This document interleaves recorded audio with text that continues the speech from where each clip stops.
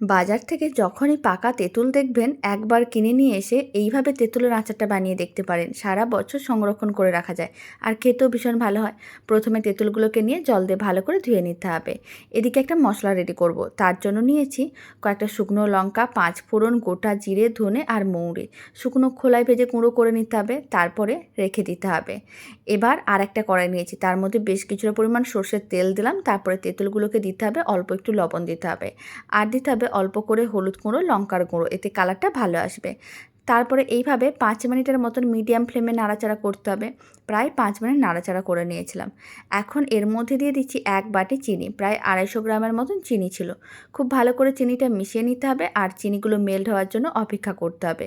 15-20 minute এখন এইভাবেই রান্না করতে হবে, ফ্লেমটা মিডিয়ামেই রাখতে হবে। আর এই সময় আমি যে মশলাগুলোকে ভেজে নিয়েছিলাম সেগুলোকে গুঁড়ো করে 2 চামচের মতন গুঁড়ো মশলা দিয়ে দিলাম। খুব ভালো করে মিশিয়ে 15 মিনিটের মতন রান্না করে নিয়েছিলাম। দারুণ স্বাদের তেঁতুলের আচার একেবারে রেডি। আর শেষে ফ্লেমটা বন্ধ করে অল্প একটু ভিনিগার ভালো করে মিশিয়ে নিতে হবে। এতে সারা বছর ভালো থাকবে, একটুও নষ্ট হবে না আর খেতে ভীষণ ভালো হয়।